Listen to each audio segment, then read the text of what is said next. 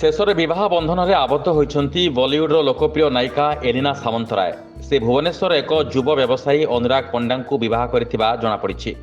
ଇଣ୍ଡୋନେସିଆର ବାଲି ଦ୍ୱୀପରେ ହିନ୍ଦୁ ରୀତିନୀତିରେ ପରିବାର ଲୋକଙ୍କ ଉପସ୍ଥିତିରେ ଉଭୟଙ୍କ ବିବାହ ଉତ୍ସବ ଅନୁଷ୍ଠିତ ହୋଇଛି। ଏନେଇ ନିଜେ ଏଲିନା ସାମନ୍ତରାୟ ବିବାହ ସମୟର ଫଟୋ ସୋସିଆଲ ମିଡିଆରେ ପୋଷ୍ଟ କରି ଲୋକଙ୍କୁ ସୂଚନା ଦେଇଛନ୍ତି। ସୂଚନା ଅନୁସାରେ ଏକ ଘରୋଇ ଚ୍ୟାନେଲରେ ପ୍ରସାରିତ ଏକ ରିଏଲିଟି ଶୋ କିଏ ହେବ ମୋ ହିରୋଇନରେ ବିଜୟିନୀ ହୋଇ ଓଲିଉଡରେ ଏଣ୍ଟ୍ରି ନେଇଥିଲେ ଏଲିନା। ଏହାପରେ ତରଙ୍ଗ ସିନେ ପ୍ରଡକ୍ସନର ପ୍ରଥମ ଓଡ଼ିଆ ଫିଲ୍ମ ଏକ୍ସ ତୁ ହି ତୁ ଥିଲା ଏଲିନାଙ୍କର ପ୍ରଥମ ଛବି। ଏଥିରେ ଅରିନ୍ଦମଙ୍କ ବିପକ୍ଷରେ ନାୟିକା ସାଜିଥିଲେ ଏଲିନା। ଆଉ ଏହି ଫିଲ୍ମ ତାଙ୍କୁ ସଫଳତାର ଶୀର୍ଷକୁ ନେଇଯାଇଥିଲା। ଏହାପରେ ଏଲିନା କେତେକ ଓଡ଼ିଆ ସିନେମାରେ ନିଜ ଝଲକ ଦେଖାଇଛନ୍ତି। ସେ ଫିଲ୍ମଗୁଡ଼ିକ ହେଲା Jaga Hatare Pagha, love station, Abhay, happy lucky, Tokata Fasigala ଏଭଳି। ତେବେ କିଛି ଦିନ ତଳେ ମାଲ୍ୟଗିରି ଫିଲ୍ମ ଜରିଆରେ ସାମ୍ନାକୁ ଆସିଥିଲେ ଏଲିନା ସାମନ୍ତରାୟ। ଆଉ ଏହି ଫିଲ୍ମ ତାଙ୍କୁ ପୁଣି ଥରେ ସଫଳତାର ଶୀର୍ଷକୁ ଚଢ଼ାଇଥିଲା। Bureau report, news alert 24x7।